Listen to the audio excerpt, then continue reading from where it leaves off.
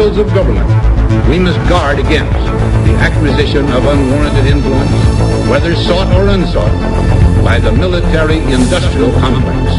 In Dallas, Texas, 3 shots were fired at President Kennedy's motorcade in downtown Dallas. The first reports say that President Kennedy has been seriously wounded by this shooting. It is a big idea, a new world order. It was almost as if it were a planned implosion.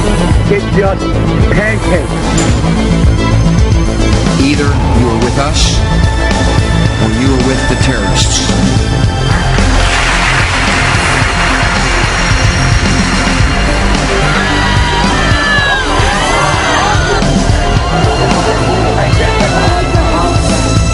But I also believe that a lot of gun owners would agree that AK-47s belong in the hands of soldiers, not in the hands of criminals.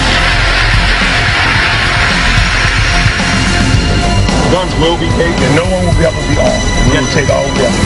For many of the police and guard troops, it is an uncomfortable job to do this in an American city. Global governance at last. Is it one world, the central bankers in charge? But aren't we all just living and dying for what the central banks do? As for me, give me liberty or give me death! The answer to 1984 is 1776. Welcome to the InfoWars Nightly News. I'm your host, Jakari Jackson. Here's what we have in store for you on this November 13th, 2013 edition. Tonight, only 106,000 have picked up health plans through ObamaCare. Seattle police deactivate their Wi-Fi spy grid after public outcry. And Jakari Jackson sits down with broadcaster Ben Swan to discuss how the people can take their power back through jury nullification. All this and more on the InfoWars Nightly News.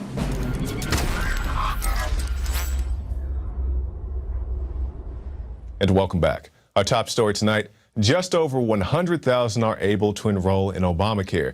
And keep in mind that you cannot keep your current health care plan. That's been evidenced in Florida and California recently. So just be aware that when you need it, you're probably not going to have it. And we'll touch more on that just in a little bit. Secret globalist treaty threatens internet freedom. Now, this is a document leaked by WikiLeaks, a 95-page, 30,000-word document spelling out the Trans-Pacific Partnership. Now, if you're not familiar with the TPP, you can take a look at this clip from the Alex Jones radio show today. This agreement makes it perfectly clear. Next, you're going to say the sun came up this morning. That's right. They've had at least 19 meetings on this. They said they were going to get this done by the end of the year. This all started under the Obama administration in 2010, this particular trade negotiation agreement. And this covers everything. The chapters that we got today are really a wish list for NSA, for Hollywood, and for Big Pharma. But there's stuff in there for all the big corporations. The bankers have their part in there to stopping legislation that's going to rein in derivatives. We've got jobs being moved offshore. We've got food safety being taken away by Monsanto's interest. And we've got energy being having a fork stuck in it. And the same groups want the borders open. Exactly. So this is what people need to understand. And a lot of people are starting to wake up, especially people on the left are very concerned about this, predominantly because of this chapter that was released today that is essentially bringing in CISPA. You know, they tried ACTA, PIPA, CISPA twice. Now they're going to get this in through the TPP, the same things that they were trying to do as far as the ISP. Can't get it in Congress? We'll just do it internationally. Right. Do it internationally. Go over everybody's head. Leanne, you've got some of those sections. Right. Well, speaking about the ISP, so file downloads could be criminalized, right? So now your internet service provider is going to be basically like the copyright police. So it's going to monitor everything you're doing online, and if you do anything that it doesn't like, it uses. So it's spying on you, and they're already doing it. Yes. This just puts it into some type of law. And it gives you it has a 3 strikes type system. And so if you break it, you break their rules 3 times, you're out. You're off the internet. You're banned. You're banned. Website. Individually banned. You are banned. Whatever computer, your And website. that's why Microsoft's coming out with the Internet ID. Google is unifying it all. It's all an NSA takeover grid. Well, remember that the internet was started by DARPA. It was originally a DARPA project. So maybe it's kind of been a pump and dump strategy the entire time. You're right. Continue.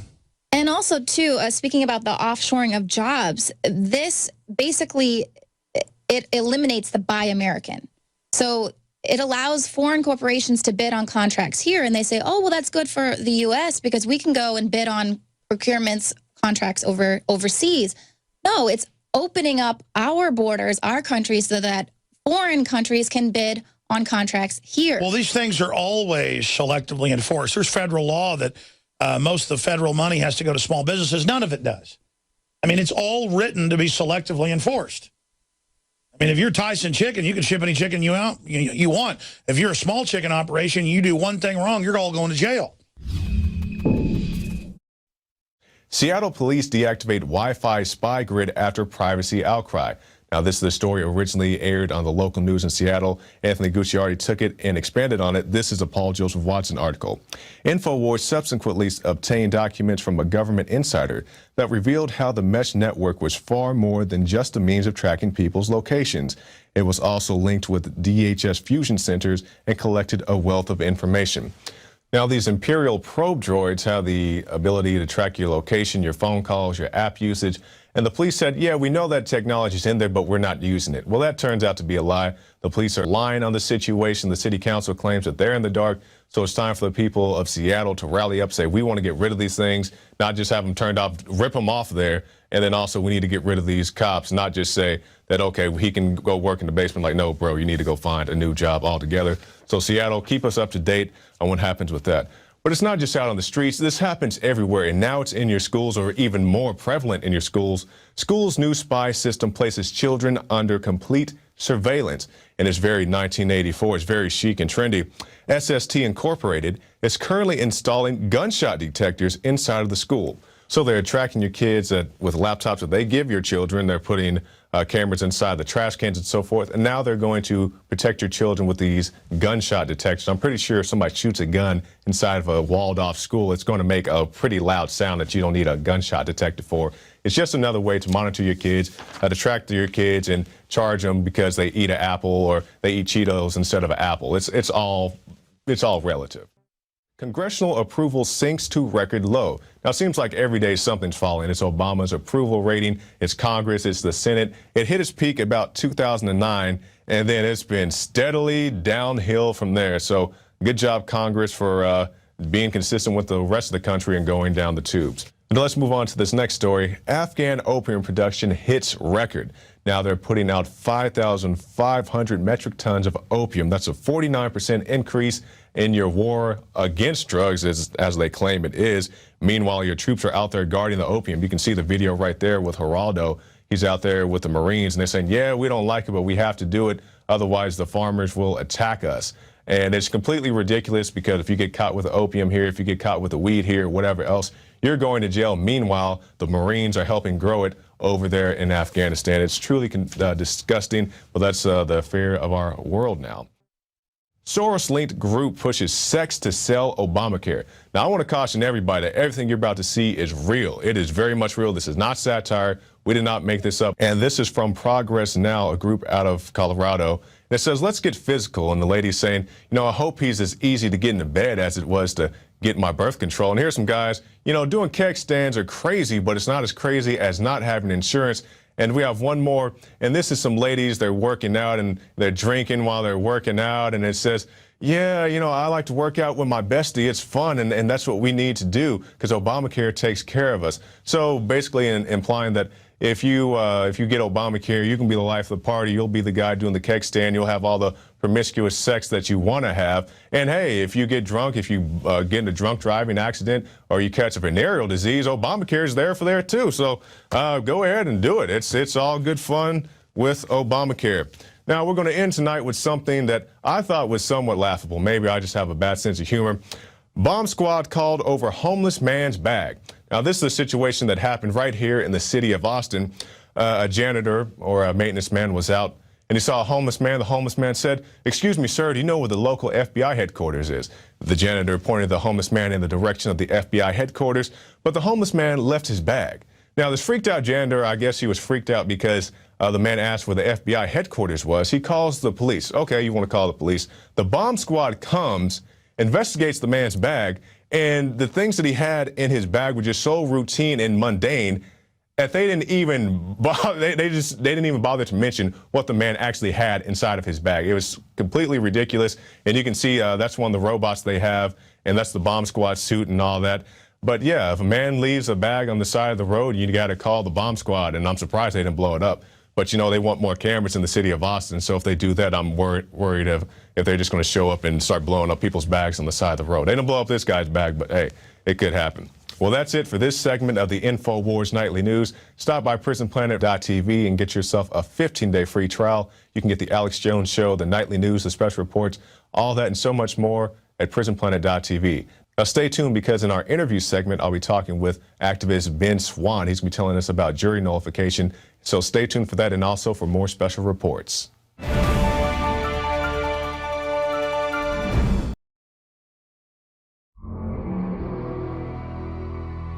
I'm Gigi Arnetta with Tyranny Watch.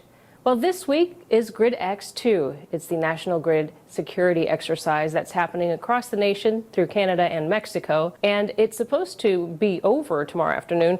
The truth of the matter is, Janet Napolitano's told us several times, it's not a matter of if our grid goes down, but when our grid goes down. During these tests, the question is, with its aging infrastructure, will our grid be able to stay online? And what happens after Grid X2? In London, the tube was paralyzed when there was a national grid failure which affected the underground. That mass outage caused mayhem in the London commute. It's already happened in Venezuela, where it froze transportation, business, and overall communication. And just recently, Canadians caught a rare sight on video.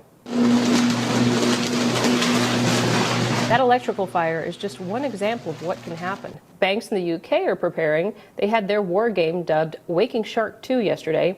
It ran for 5 hours, and it involved simulations designed to test how well bank and other market players communicate and coordinate with authorities and each other. An industry source who attended said one of the simulations featured a cyber attack by a foreign government and a denial of service attack, which makes network resources unavailable to users.